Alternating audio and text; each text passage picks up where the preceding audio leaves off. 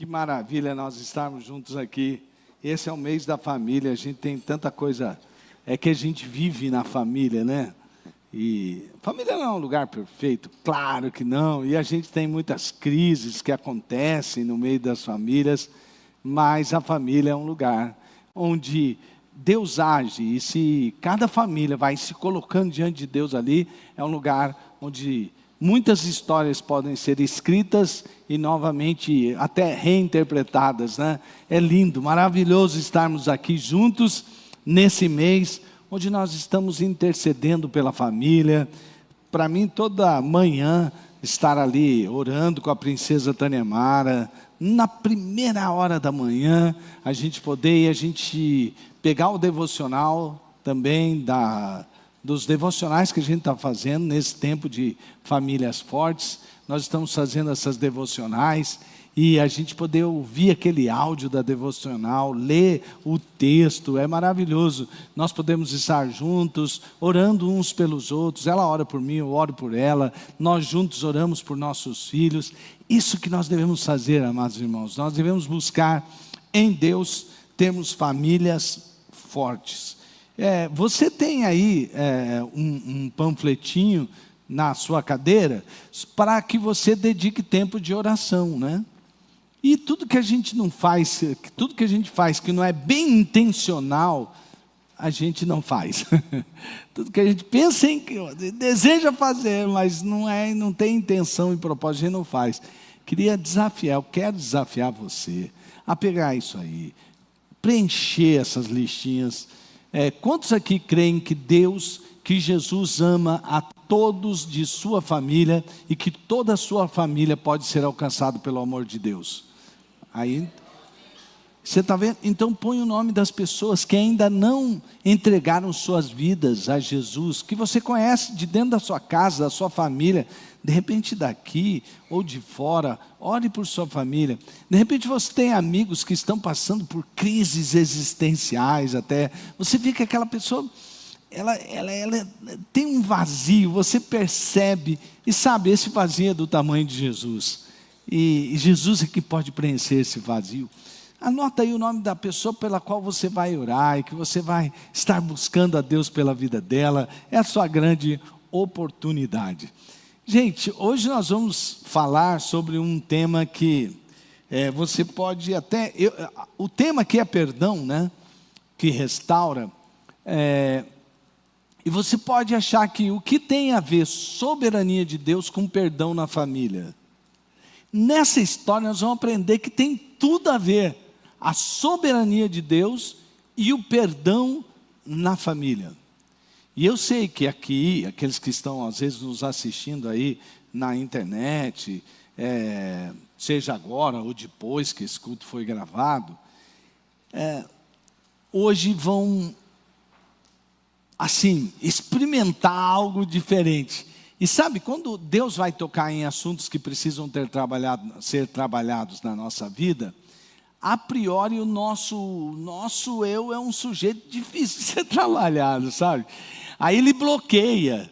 Eu falei, não, isso aí eu não quero tocar nesse assunto, isso me traz dor.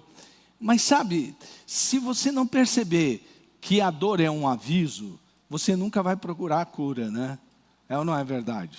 E a dor geralmente tem alguma coisa a ver de algo que não tá correto, que não está certo, né? Por exemplo aqui, quem gosta de fazer fisioterapia? Levanta a mão. Fala assim, agora eu vou fazer fisioterapia. Levanta a mão. Poxa, nem você, Michael, levantou a mão. Poxa vida. Então, ninguém gosta de fazer fisioterapia. Mas quantos aqui já tiveram que fazer fisioterapia? Levanta a mão. Uau! Eu também tive que fazer. Mas você sabe qual que é o grande lance da terapia? É que geralmente uma dor sua indica algo que não está muito legal, não é? Uma vez eu andava com muita dor na coluna, e tudo era uma dor na coluna, tal. E o que eu fui fazer? avisar, né? Quem estava cuidando de mim que eu precisava. Ele falou, precisamos reforçar a musculatura da coluna. E aí dói para fazer fisioterapia, dói para fazer pilates, né? Tudo dói. Aí você fala, uau, você não vai, levanta-se, que gostoso, eu vou fazer pilates, eu vou fazer fisioterapia. Mas você sabe que tem que fazer. O que nós vamos trabalhar hoje aqui é alguma coisa que talvez esteja faltando musculatura para você. Para você entender como é que você pode passar por um processo de cura nessa área da sua vida, que pode estar atrapalhando você a se desenvolver.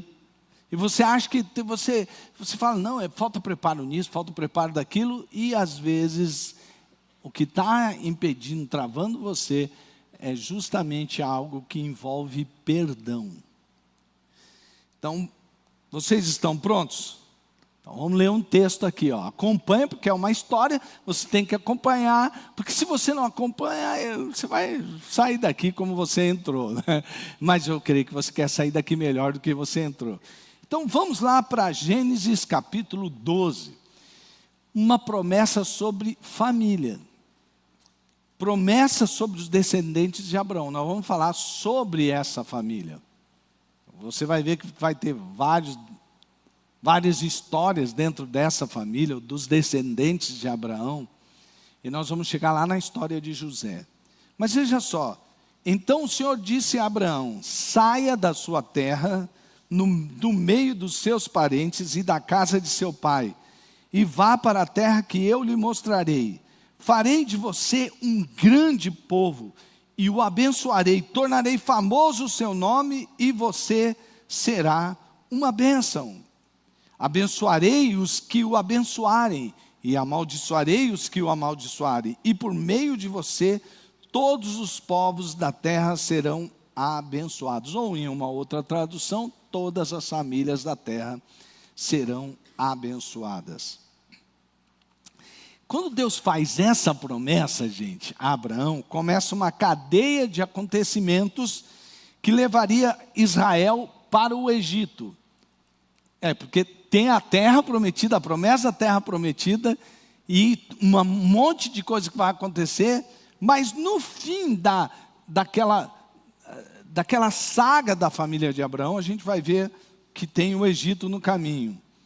E tem muitas rivalidades, e acontecem muitas coisas entre os irmãos. E aí você fica pensando, gente, qual que é o propósito de Deus através de tudo isso? E o livro de Gênesis consegue um apropriado desfecho na carreira de José, com a promessa a Abraão claramente em processo de cumprimento, embora haja muitas coisas pelo caminho que parece que não vai chegar a esse desfecho. Os descendentes de Abraão vão se multiplicando rapidamente, chegando aos limites extremos daquilo que se pode chamar de família.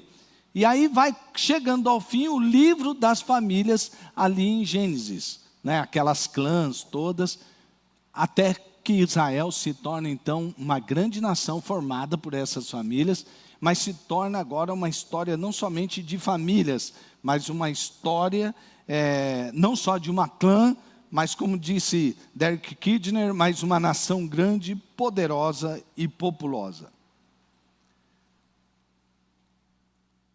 Vamos lá. Você, olhando as histórias, como é que você enxerga essas histórias? Você acha que aquilo que aconteceu na sua vida tem mais a ver com você, com as suas ações e reações e escolhas e comportamento, ou aquilo que acontece na história tem mais a ver assim, não tem muito a ver comigo, sabe por quê? Porque tem toda uma circunstância, tem a cultura dentro da minha casa, da minha família, como meu pai reagiu, minha mãe, meu irmão, e também eu estou no meio de uma sociedade, e eu sou um pouco construído por essa sociedade, então não depende só de mim. Em que turma dessa você se encaixa mais? Aquele que acha que você se encaixa mais com aquela turma que acha, não tem nada a ver com isso. Tudo bem, tem meu pai, tem minha mãe, tem a sociedade, mas eu que vou eu que vou escolher a minha vida, eu que vou. Eu dei uma pesquisadinha, não sou craque no assunto, nada assim, mas dei uma lidinha. E eu fiz assim um escrito aqui, uma conclusão que eu cheguei sobre esses dois tipos de características de pessoas. E aí eu fui procurar ajuda na psicologia e eu vi um tal de locus. Eu procurei algumas informações e aí eu li isso aqui, que locus é classificado em locus de controle, que é a expectativa do indivíduo sobre a medida em que seus reforçamentos se encontram sob controle interno, esforço pessoal, competência, ou externo, as outras pessoas, sorte, chance, etc. Então, por isso que eu estava dizendo para você, você se encaixa mais dentro de qual locus? Aí, continuando, lendo um pouco mais, uma pessoa que tem um locus predominantemente interno, se sente mais no controle da sua própria vida, atingindo mais facilmente o sucesso pessoal, em troca de uma exigência muito maior de si mesmo. Uma pessoa com locus de controle externo, sente que fatores externos têm um controle maior na sua vida, exige mais dos outros e possui uma maior dependência emocional. Agora eu queria que você guardasse isso, e a gente fosse entrar na história de José e seus irmãos, e aí eu vou perguntar para vocês o que vocês acham. Em que locus está José e em que classificação estão os irmãos dele? E pode ser que a nossa conclusão seja surpreendente, hein, gente? Então, vamos acompanhando aqui, ó. Vamos, a partir de agora, ver que os irmãos de José reagiram às razões para... Como os irmãos de José reagiram às razões para odiar e sentir ciúmes. E, posteriormente, como José reagiu às razões que a vida lhe apresentou para odiar e desejar vingança. Vamos ver como que pessoas criadas na mesma família, na mesma casa, tiveram ações e reações diferentes diante das circunstâncias da própria família. Bora lá? Então, olha lá. Vamos começar sobre as razões para ódio e ciúmes dos irmãos. Vamos ver se a primeira razão não é exatamente essa, o favoritismo do pai. Olha o texto, em Gênesis 37, 3. Ora, Israel gostava mais de José do que qualquer outro filho. Você vê o que o texto está dizendo? Que ele gostava mais de José do que... Porque ele havia nascido em sua velhice, por isso mandou fazer para ele uma túnica longa. Gente, entra dentro dessa história aqui. Imagina um pai que tem um filho na sua velhice, é meio assim, quase que impossível já, aquela coisa de ter um filho, mas ele tem um filho. E aí, por causa de ser um filho da sua velhice, ele tem uma predileção. E sabe o que esse pai faz? Ele faz uma túnica para José. E quando José vem vestido com aquela túnica, qual é a mensagem que os pais estão passando aos outros irmãos? O que você acha que eles vão provocar na vida desses irmãos? Aí olha só, quando seus irmãos viram que o pai gostava mais dele do que qualquer outro filho, porque eu imagino que toda vez que José colocava aquela túnica, era um anúncio que ele era o filho predileto e os outros não. Agora vejam só, odiaram-no e não conseguiam falar com ele amigavelmente. Olha o clima dentro dessa família. Assim, seus irmãos tiveram ciúmes dele. A gente tem que tomar muito cuidado nisso dentro da família, né? Quantos aqui acham que a gente deve... Não precisa levantar a mão não, tá? Não levanta. Quantos de vocês acham que nós devemos tratar todos os filhos, só para você refletir, pensar. Você acha que nós devemos tratar todos os filhos de maneira igual? Teve gente que não resistiu, fez assim, fez assim. Todos os seus filhos são iguais? Então eles não podem ser tratados iguais, certo? Eles têm que ser tratados de maneira diferente. Mas esse jeito de tratar diferente, dentro da sua casa, tem expressado o quê? Que eles têm que ser tratados diferentes porque são diferentes, ou porque você tem predileção por algum deles. Você que é filho que está aqui, como é que você fez a leitura do tratamento que os seus pais deram a você e a seus irmãos?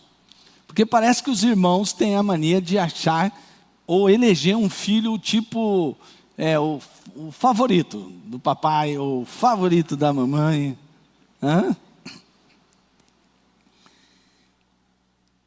Jacó parece não ter aprendido nada sobre o problema com favoritismo familiar, pois a mãe dele preferia ele e o pai dele preferia Esaú. E isso gerou sérios problemas entre ele e o seu irmão. Para eles acertarem essa história foi uma dificuldade enorme. Então aqui tem a ver com pais e aqui tem com filhos. Sabe por quê, pais? Talvez você esteja repetindo uma história que causou problemas para a sua vida. E você está repetindo.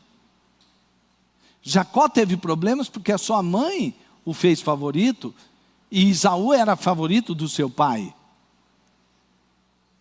Só que parece que ele não aprendeu com aquilo, ou, sei lá, talvez tinha alguma reação interna de Jacó, que ele falou assim, agora eu vou fazer a mesma coisa que fizeram comigo. Não parece que essas coisas têm uma tendência a se repetir dentro das famílias? E que isso tem que ser parado, a gente precisa sempre parar para refletir se a gente não está repetindo comportamentos que foram prejudiciais lá atrás. Vamos ver qual foi a reação dos irmãos de José. Olha o versículo. Lá vem aquele sonhador, diziam uns aos outros. É agora, vamos matá-lo e jogá-lo num destes poços, e diremos que um animal selvagem o devorou. Veremos então o que será de seus sonhos. Aí, os irmãos de José estão planejando homicídio com ocultação de cadáver, né? Uma coisa muito triste, fazer isso com o próprio irmão. E se talvez você não esteja muito assim...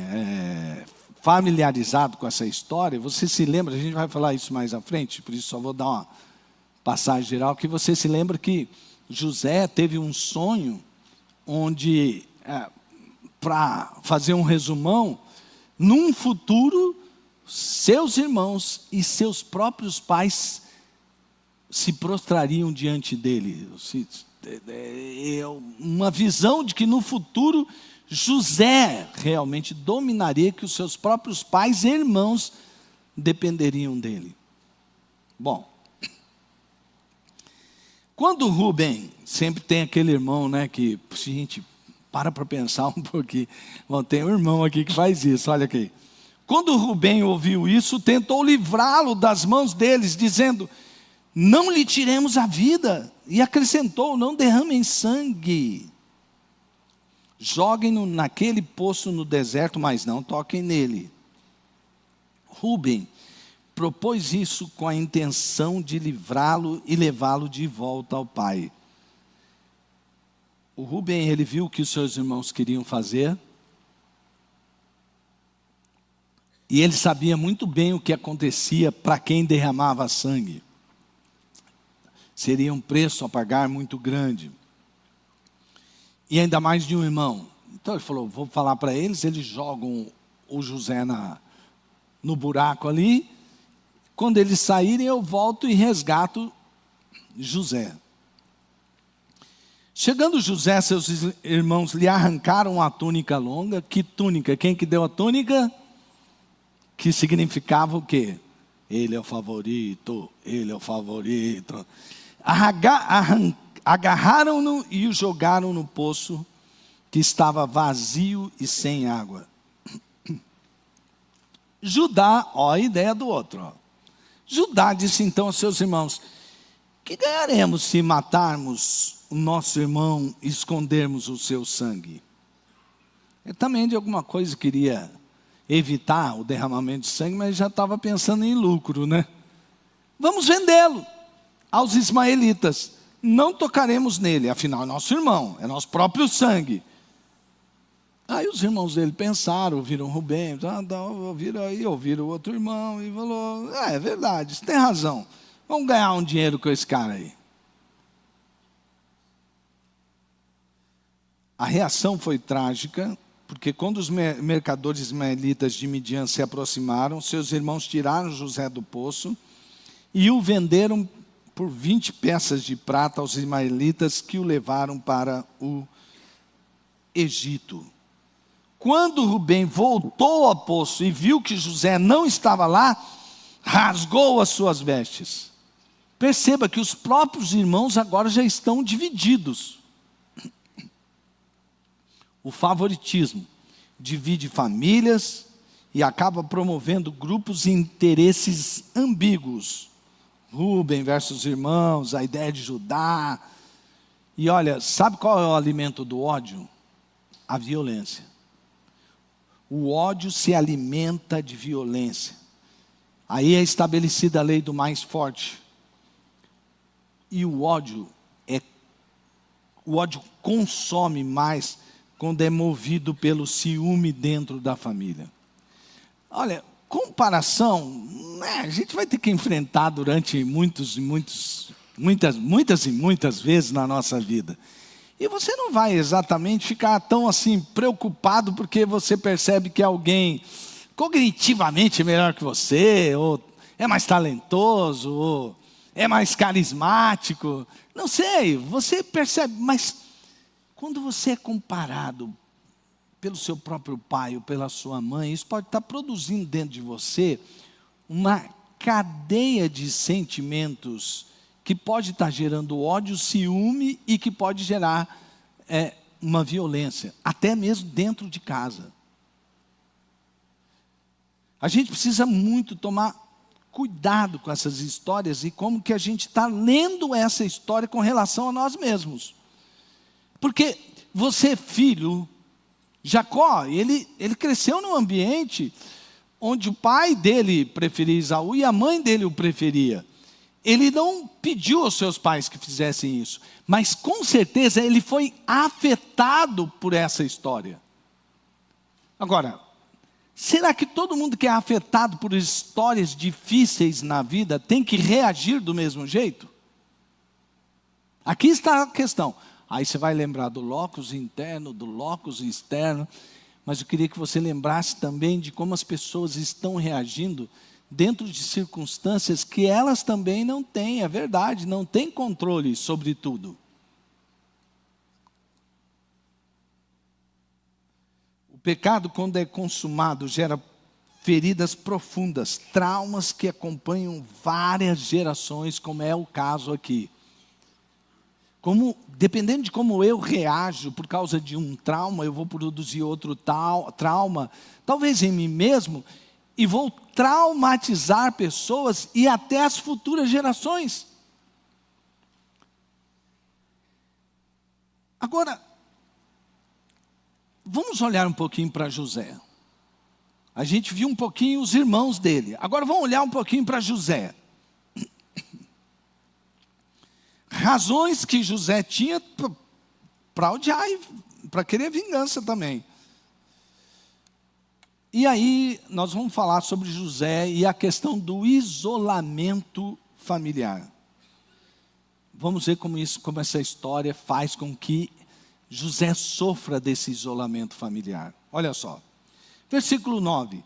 Depois depois teve outro sonho e o contou aos seus irmãos.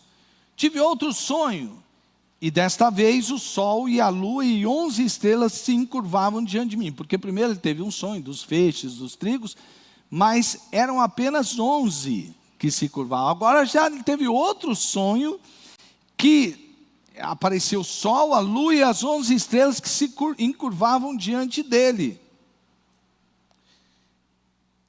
No versículo 10, olha só. Quando contou ao seu pai e aos irmãos, o pai o repreendeu e lhe disse: que sonho foi esse que você teve? Será que eu, sua mãe e seus irmãos viremos a nos curvar até o chão diante de você? Veja aí que, apesar da preferência do pai, ele percebe que José, quem sabe, está indo longe demais com essa história de sonhos.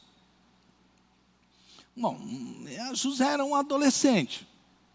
E ele não vai exatamente, como adolescente, fazer as contas assim. Será que eu conto? Será que eu não conto? Mas meu pai, minha mãe, meus irmãos.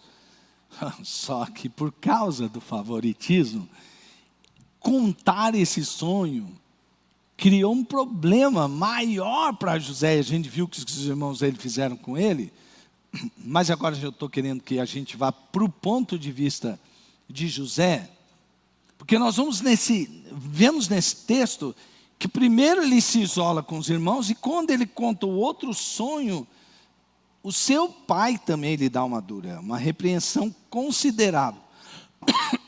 Porque perceba, desculpa, irmãos, porque perceba aqui que a família que funciona aqui, a priori, ali no Velho Testamento, é muito forte essa questão da própria hierarquia familiar, porque está em construção uma nação, que começa com uma família, que se cria clãs, que vai se tornar uma nação, e ela precisa de uma organização. Então aqui é criado um sistema que o próprio Jacó então diz para o seu filho: o José, a coisa não está certa assim não funciona desse jeito, você está criando maiores problemas ainda para você.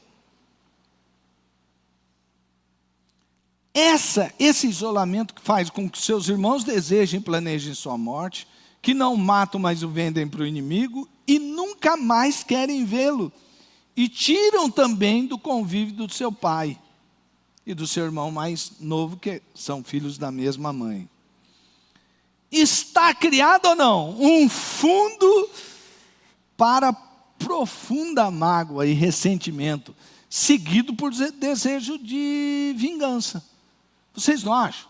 Como é que se coloca no lugar de José? Cara, olha o que meus irmãos fizeram comigo, mano.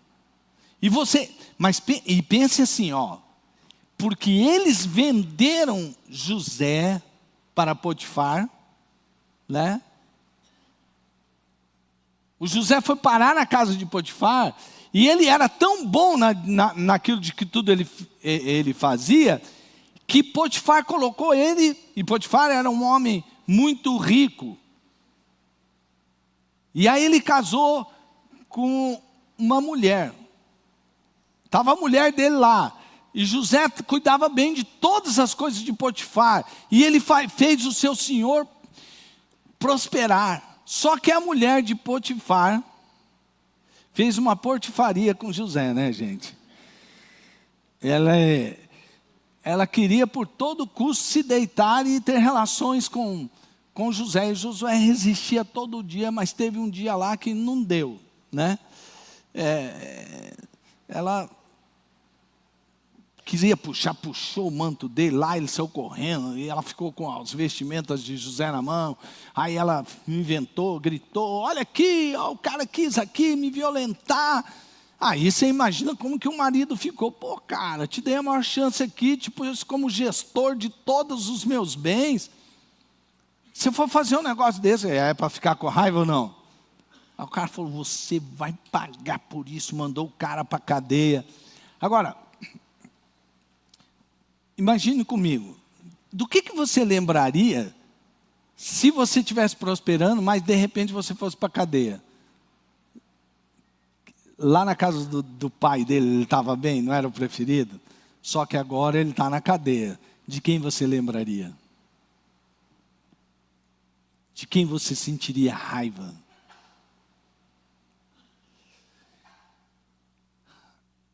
Só que lá é do poço para a cadeia. Lá na cadeia, ele passa um tempo e ele prospera na cadeia. E o cara que era o chefe lá da cadeia, o carcereiro, ele fala, ele confiava, super confiava em José. E José cresceu mesmo na cadeia. E José tinha sonho e interpretava sonho também. Aí teve dois caras lá que tiveram um sonho. E para encurtar a história, tá, gente? E José interpretou o sonho. E aconteceu exatamente como José tinha falado. Só que, numa das interpretações do sonho, o cara que trabalhava com o rei, ele voltou. E antes dele sair da cadeia, José falou assim, se você tiver a oportunidade, pede ao rei por mim, porque você sabe, eu estou aqui injustamente. Você sabe a minha história, eu não fiz nada disso, você me conhece agora por causa do tempo que a gente... E você sabe do meu caráter. Então lembra de mim. Tá bom. O cara chegou lá diante do imperador Nabucodonosor. Ele chegou lá, o cara era poderosíssimo. O império tinha dominado toda a região que se conhecia ali, né? Só que você acha que o cara lembrou dele quando estava de boa? Não lembrou. Ele se esqueceu. E você imagina José lá dentro da cadeia, ele pensando assim, caramba, cara, falei para o cara, ele aconteceu como é que eu falei. E o cara não se lembrou de mim. Olha que coisa. Diante desse fracasso, gente, eu não estou falando de uma semana, de 2 meses, de 3 meses, são anos. Provavelmente, quando José teve toda aquela bagunça lá na vida dele, ele tinha 17 anos. Já passaram, e ele está chegando lá perto dos 30. É tempo para achar que falasse, como que você se lembraria dos seus irmãos? Pô, aqueles caras bacanas, hein? Me jogaram no buraco, depois do buraco foi para a cadeia, da cadeia que eu vou morrer esquecido aqui. Como eu amo meus irmãos. Geralmente, quando alguma coisa te causa dor, você não se lembra muito bem, né? Da pessoa que te causou dor. Eu vou ter que usar aqui a metáfora de novo da fisioterapia. Desculpa, não, vou ter que usar de novo. Eu sempre brinco com o pessoal que faz eu fazer um exercício diferente, às vezes na fisioterapia, principalmente aqueles que você faz, que o abdômen não está lá muito legal, e aí você tem que fazer para manter a coluna e tal, e a hora que você vai dar uma esticada assim, e à noite, aquela dor naquele músculo, mas eu sempre falo para eles, a hora que eu lembrar da dor, pode ficar tranquilo, eu vou orar por você, e vou falar que você é uma bênção na minha vida. Mas não é geralmente isso que a gente faz com quem causa dor na gente. Porque essa dor é uma dor boa, né? Porque é para o seu bem. Mas há determinadas dores que nos remetem a traumas e coisas difíceis que aconteceram na nossa vida, que provoca ódio e sentimento de vingança.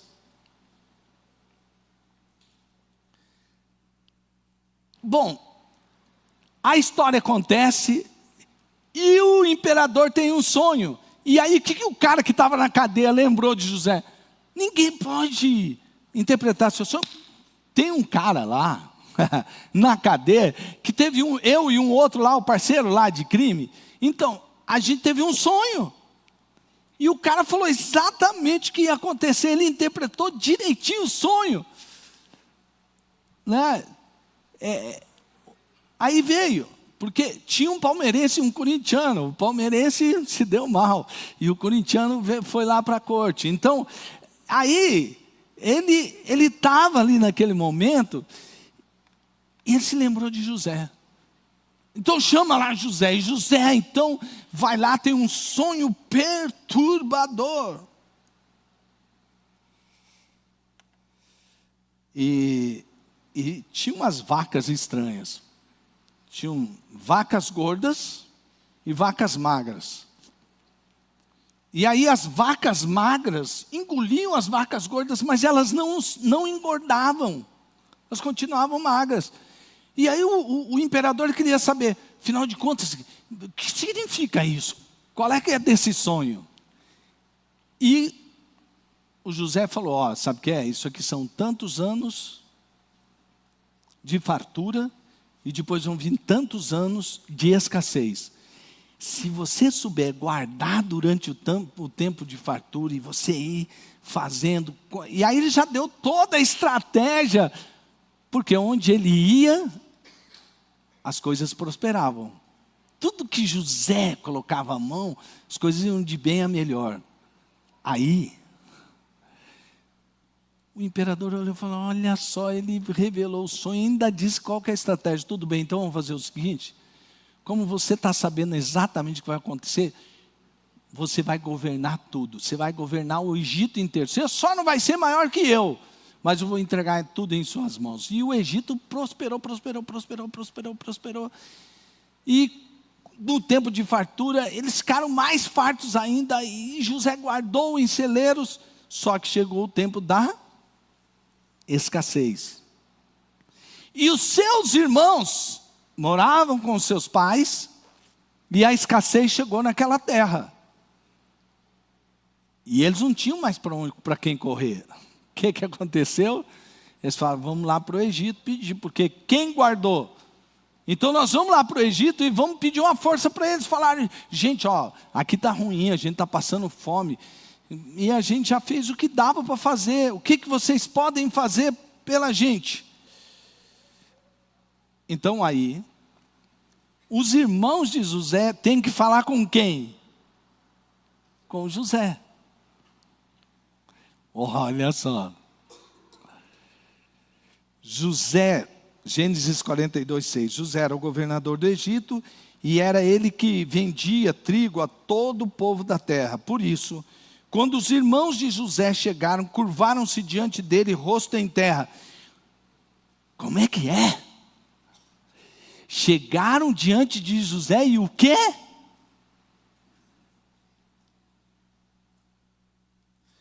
José reconheceu seus irmãos, logo que os viu, mas agiu como se não os conhecesse. E lhes falou asperamente, de onde vocês vêm? Responderam eles, da terra de Canaã para comprar comida. Gente, o que dá para lembrar aqui? Vocês não falaram grosso comigo, não pegaram, me jogaram num... Não dá para parecer que a coisa vai ficar feia. Que agora chegou a minha vez. Agora vocês estão falando mansinho, quem pode falar áspero aqui sou eu. E ó, o sonho se cumpriu. Versículo 15, vocês serão postos à prova. Juro pela vida do faraó, que vocês não sairão daqui enquanto o seu irmão caçula não vier para cá. Uau! Você vê que o cara já conhecia, né? Porque a quem Jacó mais se apegava? O irmão caçula, que era o irmão de José, filho da mesma mãe, que era o filho da velhice. Você entendeu? Aí os irmãos dele falam, meu Deus do céu, o que a gente vai fazer? O pai vai morrer agora. Ao versículo 16, mandem algum de vocês buscar o seu irmão, enquanto os demais aguardam presos. Assim ficará provado se as suas palavras são verdadeiras ou não. Se não forem, juro pela vida do faraó. Engraçado, ele já pela vida do faraó, pela vida de faraó, que ficará confirmado que vocês são espiões. E os deixou preso por 3 dias. Gente, aqui está cheirando vingança, não está? Eles se prontificaram a fazer isso e disseram uns aos outros, certamente estamos sendo punidos pelo que fizemos a nosso irmão. Vimos como ele estava angustiado, quando nos implorava por sua vida.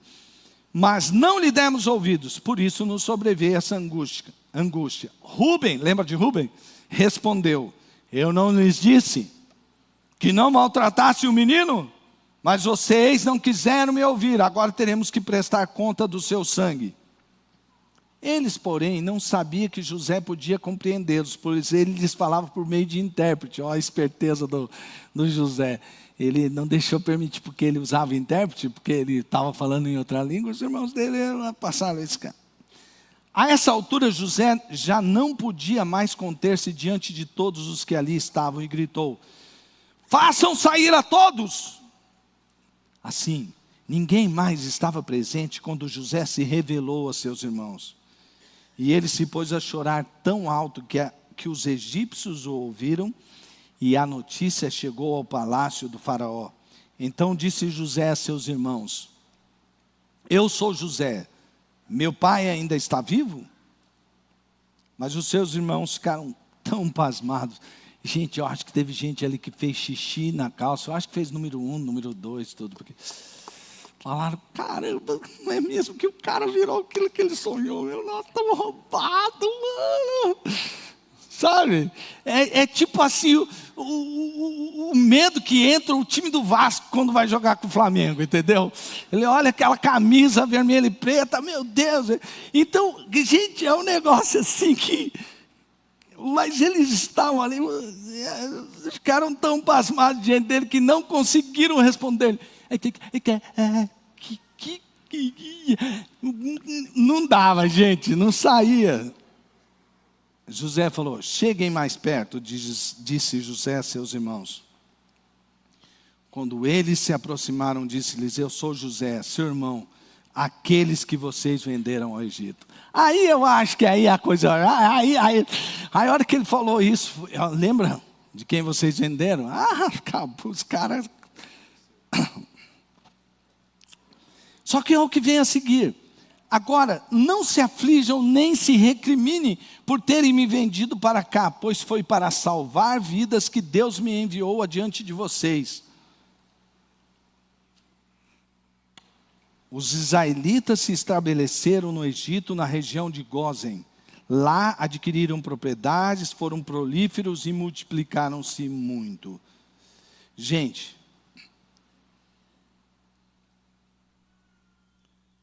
eu vou parar aqui, tinha só um finalzinho depois, mas vou parar aqui. Quem que vocês acham que era de locus interno e quem que vocês acham que era de locus externo? Só que eu posso dizer uma coisa para você?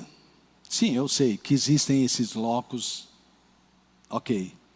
Mas eu acho que aqui o grande lance não é que José sabia do seu potencial e ele decidiu que a vida era uma escolha sua, parar ou continuar ou ir, não. Sabe, para José não era nenhum tipo desses locus.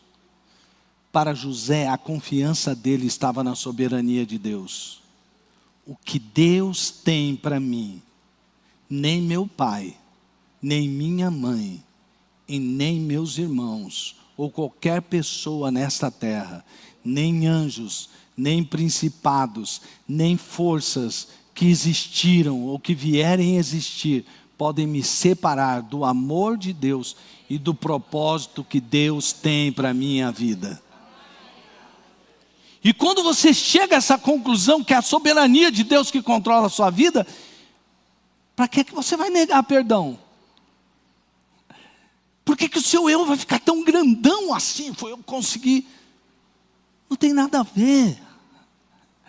É você confiar que Deus estabeleceu um propósito para você. E que se você for submisso a esse propósito de Deus, nada, nem ninguém vai atrapalhar você de alcançar aquilo que Deus tem para a sua vida. E sabe, quando eu olho para a igreja primitiva e para a igreja perseguida, muita gente pode falar: puxa, como esse povo sofre. E é verdade. Lá na igreja primitiva, muitas pessoas foram comidas por leões, por feras no aerópago. Lá naquele lugar onde se sacrificava cristãos, muitos cristãos foram crucificados como Jesus, outros crucificados até de cabeça para baixo, outros foram decapitados, outros passados a espadas. Mas você acha que eles se importavam com isso? Eles não se importavam, sabe por quê? Eles descobriram que o sentido da vida é Deus, que o sentido da vida é cumprir o propósito de Deus, e que em Deus nós podemos todas as coisas, até morrer pela fé, e poder morrer feliz por saber que cumpriu o propósito. E se é assim, por que eu devo guardar rancor de alguém, como se ele tivesse feito alguma coisa que me atrapalhou de alcançar aquilo que eu devia alcançar?